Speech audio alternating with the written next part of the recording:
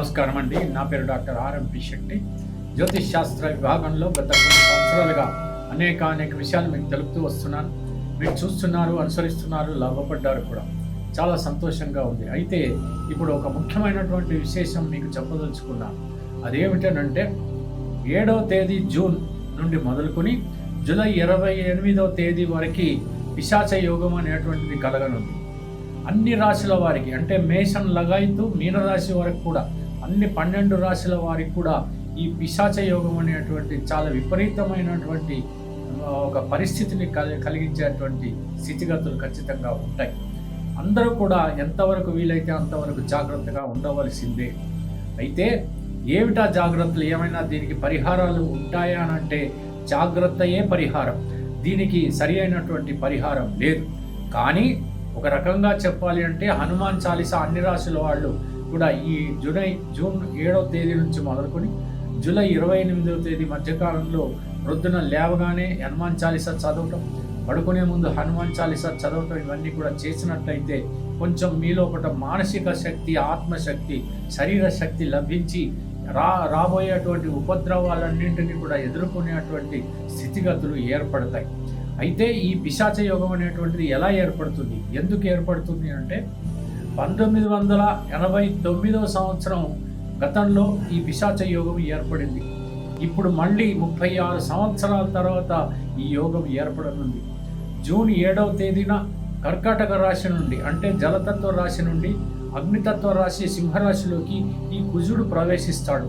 ప్రవేశించినప్పుడు ఏమవుతుందంటే ఇక్కడ ఆల్రెడీ సింహరాశిలో ఈ కేతు ఉన్నాడు. ఈ కేతువు ఆ తర్వాత కుజుడు ఇద్దరి యొక్క సంగమం అనేటువంటి కారణం చేత ఈ పిశాచ యోగం అనేటువంటిది ఏర్పడుతుంది. ఈ యోగము ప్రపంచం అంతటికి కూడా ఉంటుంది. ప్రపంచం అంతటా కూడా అతలాకుతలమయ్యేటువంటి పరిస్థితులు ఏర్పడతాయి.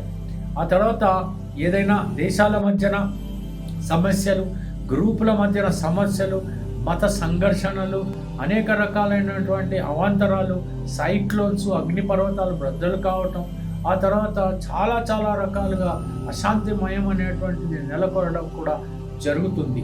ఆ తర్వాత ఎయిర్ స్ట్రైక్స్, ఆ తర్వాత విమాన ప్రమాదాలు.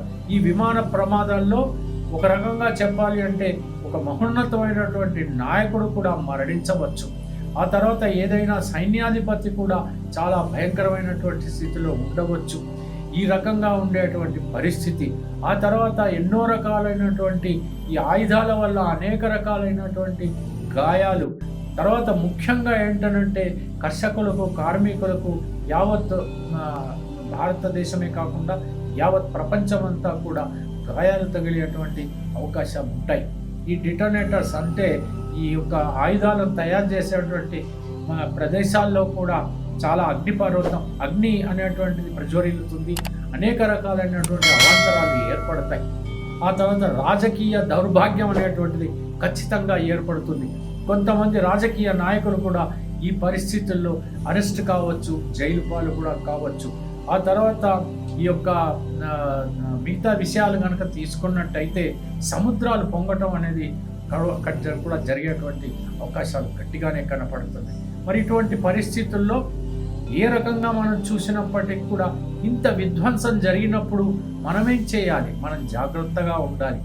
ఖచ్చితంగా ధైర్యం, సాహసం అనేది మనకు అనవసరం. ఇటువంటి పరిస్థితిని మనం ఎదుర్కోగలగాలి. మనం ప్రశాంతంగా ఉండాలి. ముఖ్యంగా ఏంటంటే కోపము, ఉద్రేకము, ఈర్ష్య, అసూయ, ద్వేషం ఇవన్నీ కూడా వదిలిపెట్టండి. సాధ్యమైనంత ప్రశాంతమైనటువంటి మనస్సుతో ఈ 51 రోజులు ఉండటానికి ప్రయత్నించండి. ఎవరైనా మీతో గొడవకు వచ్చినా, ఎవరైనా మీ మీద దండెత్తినా మీ సాధ్యమైనంత వరకు ప్రశాంతంగా వాళ్ళని శాంతపరిచి మీరు ఆ సమస్యని నుండి బయటపడటానికే ప్రయత్నించాలి. నువ్వెంత నేనెంత అంటే అది ఎంత దూరమైనా పోవచ్చు, ఎన్ని అవాంతరాలైనా జరగచ్చు, మీరు ఎంతగానో గాయపడవచ్చు. అంచేత దయచేసి ఏ రాశి వాళ్ళైనప్పటికీ కూడా కోపము, ఉద్రేకాన్ని వదిలిపెట్టండి. ఈ 51 రోజులు ఆ భగవంతుడి ధ్యానంలో ఉండటానికి ప్రయత్నించండి. అంత మాత్రం చేత మీరేమీ పనులు చేయొద్దని నేను అనడం లేదు. మీ పనులు మీరు చూసుకోండి. మీ గొడవేదో మీరు పడండి. మీ కుటుంబ సమస్యలు ఏమున్నప్పటికీ కూడా ప్రశాంతంగా మీరు ఆ పరిష్కారాలు చేసుకోండి. కాకపోతే ప్రతి వ్యక్తి కూడా జాగ్రత్తగా ఉండడానికి ప్రయత్నించండి.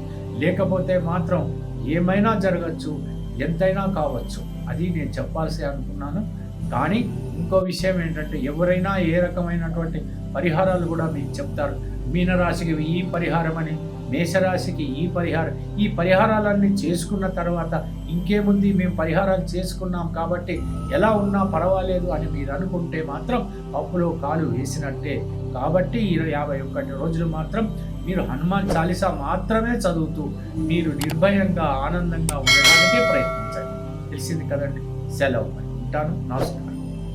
జ్యోతిష్య మహర్షి డాక్టర్ ఆర్ఎంపి శెట్టి గారు ప్రపంచ ప్రఖ్యాతి పొందిన వేద విజ్ఞాన జ్యోతిష్య రత్నశాస్త్రవేత్త. 40 సంవత్సరాల అనుభవంతో వీరు చెప్పిన సంఘటనలు రుజువై విస్తుపోయేలా చేశాయి. Indian institute of oriental heritage Calcutta, America astrologers federation USA వీరిని గౌరవ డాక్టరేట్ తో సత్కరించాయి. దేశ విదేశాలలో పలు రంగాలలోని ప్రముఖులు వీరి సలహాలు పొంది ఉన్నారు. వివరాలకు 9014378474 9618600074.